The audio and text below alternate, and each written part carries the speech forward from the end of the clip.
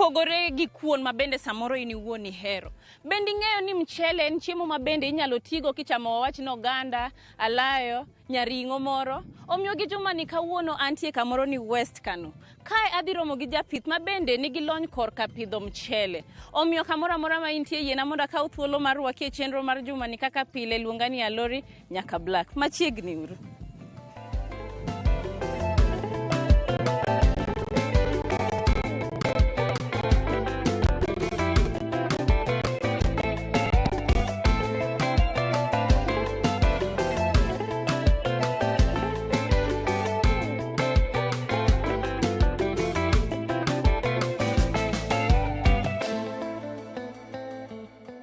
Adaher ni nyis jopiny nyingi kuma wantie gi gima ini iwuon itimo. An iluonga ni Joja Ywak, an japur mar mchele. Apuro mchele ka iluongo ni Kabonyo Kanyagwal Ward. Wan tiere West Kano scheme. Oro wan jopur mar mchele ka iluongo ni en small scheme iluongo ni Ogongo Rice Scheme. Koro mchele tich mwatiyo e area kae. In kaka japur isebedo kipidho mchele kuom ndalo kata higni kata dweche marom nade sani? Mchele asepuro kuom higni 8 kapura pura mchele. Un gi kidienje kata varieties mage ma mchele mabende nitie alwora kuma wantie? Mchele wan gi kidienje mopogore opogore moluongo ni varieties. Wantiere gi IR, wantiere gi BW, wantiere gi Basmati, wantiere gi Hita, wantiere gi BR, and nitie moro be ni Sindano. Koro Sindano ni to tinde kwa pidha ahinya. Koro ma ng'enyne wapidho en IR, kata king'iyo ka tibiro neno kama endi ma opogore gi ma. Koro ma IR bathe kacha chande kineno ma chande en iluongo ni BR.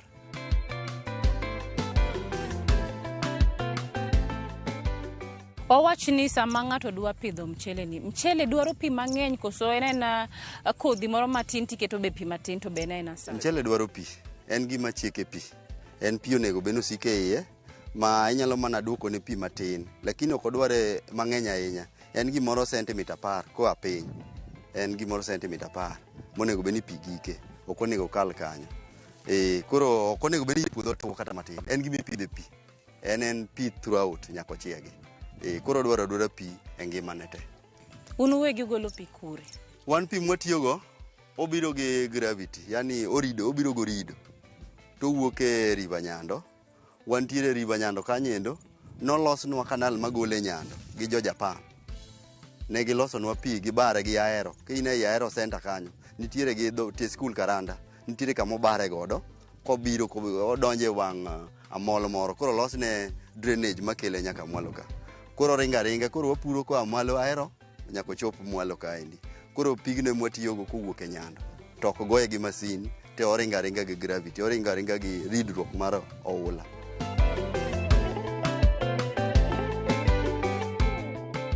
Mchele en crop, en kodhi mipidho throughout the season. Koro wanyaga mana break matin, kwa welo yweyo, to wachak wapidho kamachielo. Koro mak mana ni kaka koro scheme kama oluongo ni Ogongo scheme. Koro Ogongo scheme kaka sani koro wapidho mchele sani. Koro wanyaweyo yweyo matin, kok waduogo e season. Koro samo yweyo no to wachak wapuro kamachielo.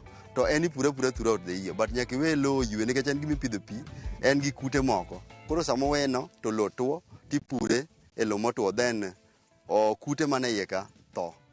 Koro nyaka we lowo ywe matin, lakini inyalo pura kamachielo, sama kamano opure no yweyo. Koro wachikore, wadhi ka kwapuro kamachielo wachak wadok kamachielo wapure kapod be lowo no yweyo. Ka ber kabisa to mchele nengo bedni kao dweche kata ndalo adi e puodho? Mchele luwore gi variety, but mostly en 18 day to 28 days. Ndalo 18 nyaka ndalo 28. Kaluwore gi variety gi iluongo nang'o gi dholu variety cha. Kidieny. Kidieny midwa pidho.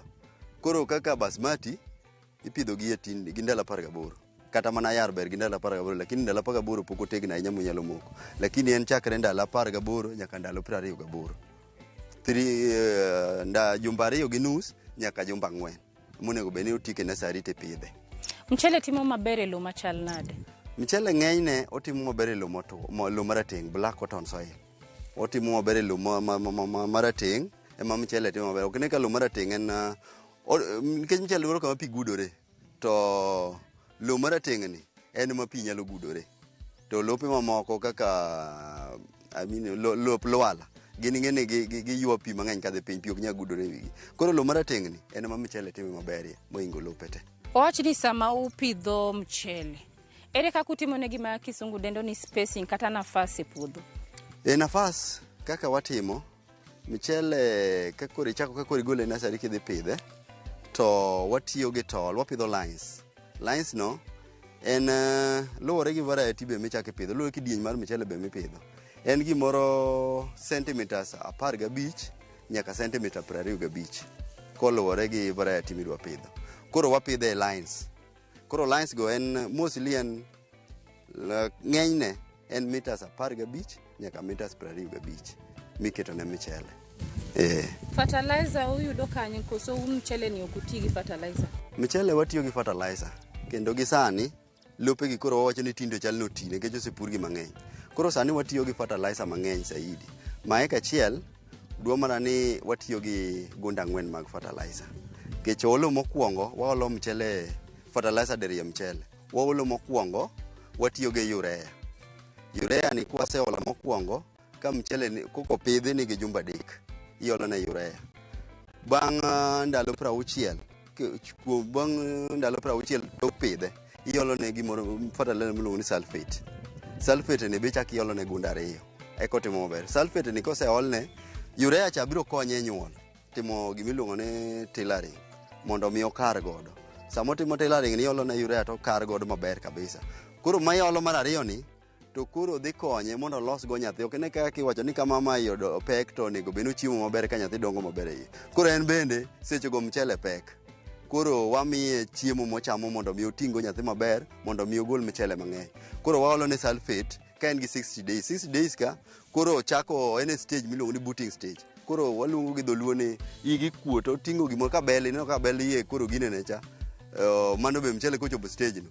Koro imiye sulfate. Sulfate ni dhi konye, obiro golo mchele machwe, ma wang' grain ne cha wang'e dongo, kendo golo gima mowuogo te. Ok gol gimi luongo ni mewuodhwe, waluongo ni mewuodhwe ma ok oketo mchele iye. Waluongo ni mewuodhwe. Koro mewuodhwe gi kuro bedi. Koro gin temo golo loso mchele lilo. Kaso mchele ni bendo chwe, en gi weight makata kitere kilo to golo kilo maber. Ere kaka unu wegi ng'eni mchele manie puodho ni koro oseikore onego bedni ikaye mondo tere chiro? Mostly ng'enyne en physical, inene, en gima ineno gi wang'i. Kaka koro ma kineno ma oseromo, osemachwo, osetuo te. Neno ka obiro brown, mchele biro sama koro to biro brown. Mchele ka sama ochako to golo wiye kadhi malo, mano poko loso mchele, pod en gi saka. Koro ka wiye dok piny kama, mano oseloso grain, oseloso mchele. Koro sama oseloso mchele ni, ochako tieko from stage mochako golo wiye cha, otieko 4 weeks to en ready for mature. Otieko 1 month from that stage to oikore. Koro kanye endi biro neno kosebedo brown kama. Sama en brown kama otegno te kata kikawe mipoke tiyudo ka en mchele lilo e iye kanyo. Koro seche go oromo, inene gi wegi kama ni mchele ni oromo, en mature. Koro wach ne jal ma samoro diher chako pith mar mchele ni. Ka tin kata ka ber onego bed no chako gi eka di? Mchele kidwa pidho ok onyiso ni nyaka ibed gi eka maromo nade. Bora ni in gi pesa minyalo manage godo puro mchele. To inyalo tiyo kata mana eka 3, eka 5, eka 6 kadhi mbele. Mchele ber be kipidho mang'eny nikech mchele pure en costi, yani pure en garama mang'eny. Koro kipuro chakre eka 2 kadhi mbele, eka kiyudo kigolo pesa ma itiyo godo to idhi dongo Ohala. To kitimo eka 1 to kigolo pesa mitiyo godo to kidongo Ohala maber. Koro ber ka itime mang'eny ekidhi dongo Ohala mang'eny. Koro kata kigolo pesa mitiyo go cha tidhi kidongo pesa maber. Koro so long as bora ni in gi pesa minyalo tiyo go, tinyalo puro mchele kata mana eka 10 kata kokichako. Nikech mchele kata kokichako pok itime to ibiro tibiro ir jomong'eyo. Kaka kibiro skim ka tibiro yudo jok mo manage nigo. Ok ibito ng'e sani ng'eny business mchele ma koro watimo kaka pur go Ohala donge, kaka ilando pur go Ohala donge. Koro en pur go Ohala ibiro tiketo manager mari mong'e kaka itimo mchele. Koro it doesn't matter wacho ni nyaka ing'e kaka pure. In ibiro to kisebiro ka tibiro skim to jo skim isi ibiro e register skim timi ipenjo ne dwaro ng'a management idwa puro mchele. Isebo yudo puothegi to ikawo ng'ama manage ni mchele. Koro kata in mage 20 acres to ng'ano biro manage ni maber so long as ni in gi pesa. Bora ni in gi pesa mitimo go management. Mchele ka ng'ato dwa pidho, gin ang'o kata okenge mage ma bende ng'ato nyaka ng'e? Lo kwadwa puro mchele, wapuro lo, wakuongo watimo gimiluongo ni dry plow, wapuro lo e lo motwo. Kwasepuro e lo motwo to ywe motwo maber, kosetwo to waolo pi. Kwaseolo pi to wachuo kodhi. Kwasechuo kodhi to wachako waomo tinga machielo makoro pure pi. Timono gimiluongo ni rotation. Koro en wet plow. Koro warudo luongo ni koruda gi dholuo. Orudo lobno malokre chuodho. Kasto itimone leveling. Kosetimne leveling tikwanyo yugi e iye, waluongo ni lemo. Leveling cha waluongo ni ywecho. Koro iywa lo maber michele pimo kama ipuro kama mesa. Kama opimore kabisa. Koro nyaka ikaw jomoko matimo ni leveling, chon watime gi dhok. Ikaw dhok tiketo to nitie bao moro malachne duong' kama matin. Koro dhok ka ywaye to keto lo malew. To gitinde nitiere nyaka tinga matimo leveling. Onyalo timo ni leveling e puodho, ori nyalo time gi dhano da ji koro ywa lo gi kwer kama mobed mopimo. Koro kisetimo mano tikwanyo yugi. Trusses manya bedo i puodho. Ikwanyo yugi go modong' maler. Itime kama odong' maler machuodho makata lum achiel onge. Then ipidhe. In kaka japur, gin pek magi kata challenges kata midhiero magi ma in iwuon isekale? Challenges mwaseneno chakre chak puro mchele, mokwongo en chiro mar mchele. Osechandowa kaka wanyalo uso mchele. Chiro pidho mchele en garama mamalo, to ka koro idhi use to kiyudo ohala. Challenge mar ariyo ma wan go en yore mwagolo godo mchele oko. Miyo bech mchele bedo malo. Waonge gi yo. Onego bed ni wabedo gi yo ma koro golo mchele bedo mayot. Kineno jok ma kama Nikecha, neno jok matingo mchele gunia achiel igolo gi siling 500. Ma ng'ama ting'e chajo japur. Adiera en gima pek nikech kama udwa wuothe, distance udwa wuothe. Nitiere puothe man maboyo gi ndara, machiegni almost meters 800, machiegni ahinya gi ndara gin matin. Ng'enygi gin meters 800 to meters 500. Kiwuok golo mchele puodho nyaka. Koro wakwayo sirikal mondo konywa gi ndara. Mane challenge maduong' ma wan go, nderni maringe i puothe manyalo miyo wayot mar golo ng'awa mchele. Challenge mar ariyo mwaneno en pi. Pi ma watiyo godo, wan gi problem mar loso wang' drain makelonwa pi. Koro pi biro matin mok nyal konyo jopur te. Kata sani king'iyo skim ka, yudo kotim gi mopogore opogore. Yudo ka moko oseka, moko osechiek ikayo, to moko pok kata kubedo ready nikech pi tin, ok nyal romo skim te. Koro itimo gi mopogore opogore. Skim achiel monego ti dichiel, pi tin ok nyal time wang' achiel. Ne janeno marwa gi thuolo ma bende wan godo sani en wadwa kawo dakika moko machuok, wadhi e break aito bang'e waduogo. Kik idhi mabor.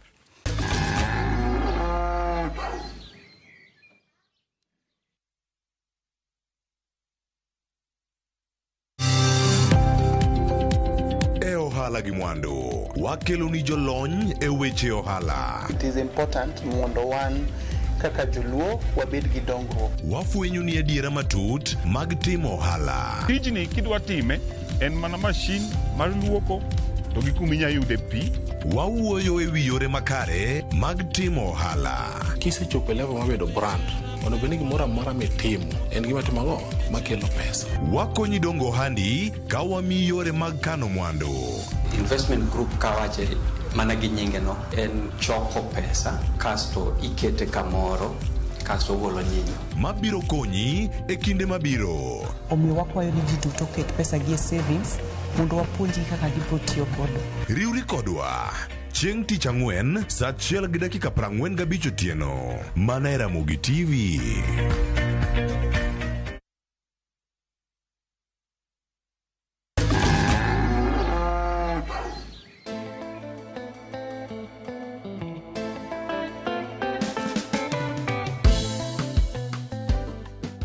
Janeno marwa gi thuolo ni wasekayo mchele makoro oket gi e gunia magi thuolo ma wan godo sani kaka ineno wan nyaka gi apiko ma bende dhi konyo wating'o mwandu wagi katero nwago e factory mondo watimne gimi luongo ni tuo kata wakete drying area kata sun drying.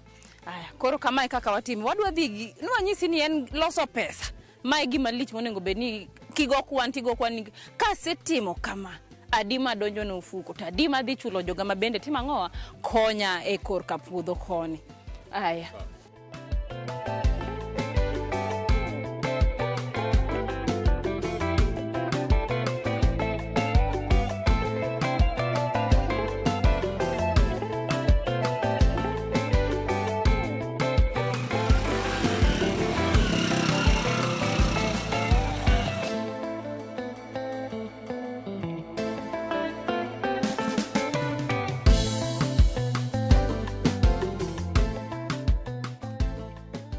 Ramogi ajuang wase puodho wasekelo chiemo kata mchele mabende kuma wantie kae ka wane factory. E factory kae wadwa timo nango, wadwa mo mchele, wadwa neno kaka itimo ne milling. Aito bange ka osetimne milling ma otwoe maber. Aito kose rege iti maigi miluongo ni packaging. Mabange ni woni nyaromo kode chiro e supermarket ki kamora mora ma in kaka ngat mabro chamo mchele no ibro yude. Koro wadonj mondo ane jokoni.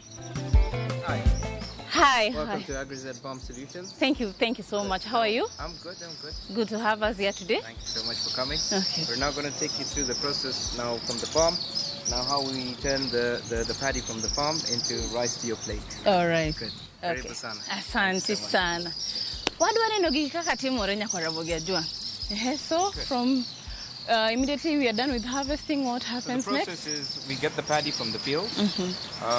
We bring it here. It is dried, which we call the post-harvest process. Once it is dried, it is now moved into the mill, which is now the process I'm going to take you through. All right. Okay. So like today, how many bags did you harvest? Today we've done roughly about 5 acres worth of harvesting. We're expecting a good 15 tons to come through to the mill. Okay. And it's now going to take the process from the drying flow to the mill. And now I'd like to take you through the entire milling process, Okay, step by step. So, karibu sana. Asante. Okay.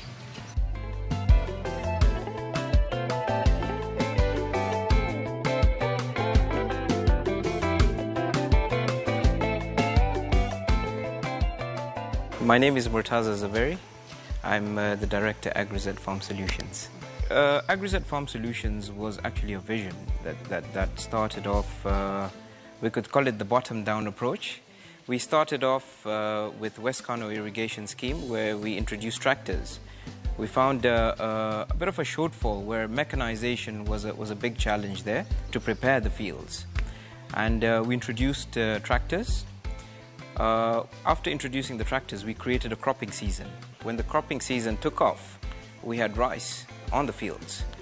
But at that time, we were harvesting rice with the sickle, which was a 6-day process of cutting, bunching and threshing, which was, I would call it a traditional way of doing things, okay? So we realized the demand for the combine harvester, which basically brought that process down from 5 to 6 days, down to 45 minutes to an hour an acre. Yes. After getting in the combine harvesters, we realized that now we've got the paddy out of the ground and it's in the stores. Market was a problem because with Kano we used to have a very irregular demand in the unprocessed rice. The unprocessed rice, we used to have a constant demand half the year. Half the year, the farmers would be sitting with their produce waiting to sell it to the next available customer. While being in the business, we realized that rice has a constant demand. This is processed rice. If we could meet that bridge and create a product that is coming out from Kano, it would be a great achievement. So we looked at the mill, we installed the mill, and we basically completed the entire value chain. This is bringing the land preparation in process, the harvest in process, and now processing the paddy into milled rice. Let's say, is this something you started with your own capital fully? No, we did have support from Equity Bank, of course. You know, as I told you, it was a vision. Equity's got a slogan where they say they turn vision into reality. And I think I'm here as a testimony to say that the vision did turn into reality. And it wouldn't have been possible without a bank like Equity, because I think they're one of the finest banks in Kenya today, who with their financial products that they sell to their consumers, they understand agriculture from its basics. And I think the staff that they've got in Equity are people who are trained to understand agriculture, which has been, I think, the driving force of this entire business on its whole. Do they normally have sessions for, let's say, discussions, teachings in regards to agriculture? Indeed, I think the biggest thing is the financial advice they give you. So it's not just you go and you show up there and say you need to do this. They have the professional staff who are put in place who could advise you better than what you foresee. And that has been the biggest success, I would say, in establishing what was the dream, as I would put it. How did the community members or people around this place take it when you decided to have a meal in here? Indeed, it was a big thing, to have a constant market to start with.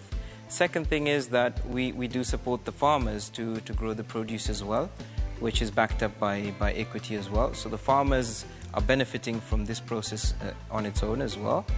And we do the farming ourselves to create a balance, to understand the plight of the farmers and what's out there in the market.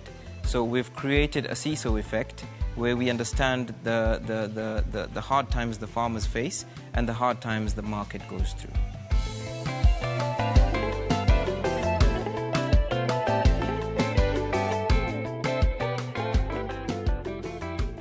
Right, Lorraine, so when we receive paddy from the fields, it is dried out, brought down to the moisture of 13, and it is prepared for milling.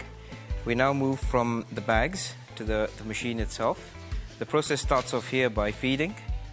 It's manually fed in here. It moves into the destoner. This is where all the trash that's possibly picked up from the farms, from the drying floor, everything is separated here to make sure there are no stones or any impurities in the rice. The second process, we move into the hulling. This is where the husk is separated from the rice kernel itself. This happens once, passes through a process known as the paddy separator. This is where now what is not hulled will go back into the system, into a circular motion, and then back into this bucket. So in this bucket, this is where you find your brown rice. You can have a look at that. Right. This drops into the whitener. The whitener gives us a slight polish, which is where we receive our first byproduct, which is the bran, right? Then we move on to the polisher. So this gives it a nice fine finish for market presentability, and then it moves into the grader. So this is where we could possibly give you all grades of rice, starting from the first, second, and third grade. And we have a byproduct that comes out known as the rice tips, which is very good for poultry feed. And from here now, we move into the packing station. Now, we have our brand on this side, if you can have a look. So we pack in two sizes for now, which is the 25 kilo. This is mostly for the wholesale market.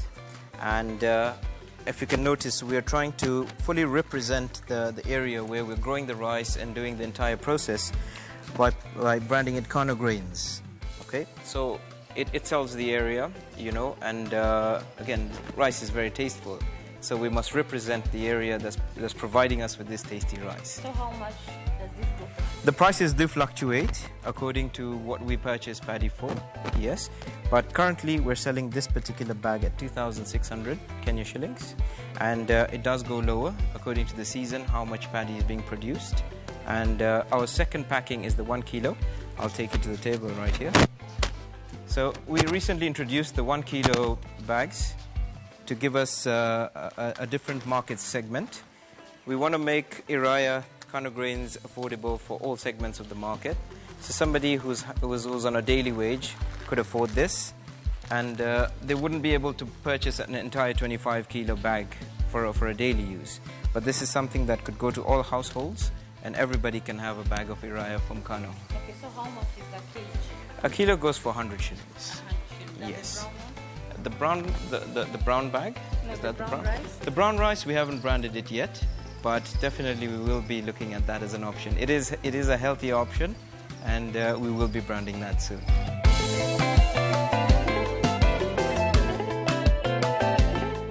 One of the biggest places where equity is currently playing a role is our farmer program. We've got a farmer program where we provide the farmers with a loan program for a season, where we provide them with land preparation, which is the rotivation process, the second rotivation process, seeds, fertilizers, which are the inputs, down to harvesting, right? And Equity is currently backing that entire process up, and we're going to benefit from purchasing the paddy from the farmers, and Equity will be recovering their loan amounts from the farmers directly. Indeed. In case, let's say there's a farmer who maybe would want to venture into farming. Indeed. And they do not have the actual capital. Would you advise them to visit Equity? Definitely. I think if they do sit down with the Equity credit team, they understand how the process works. And the biggest, I think, confidence would be that whatever he grows, we will buy it, and we have benefited from Equity Bank on its own. So why wouldn't the farmer want to benefit from that process as well? Indeed. And when one purchases, let's say, the rice from this place, yes. What's the mode of payment? We have set up an equity till number, which has been, I think, a big relief. You know, you put in the till number, put in a really short account number, and it goes directly to our equity account. And it has been a big help, you know, with people coming to pay, from buying 1 kilo of rice to buying a truckload of rice. It all moves through the equity till number.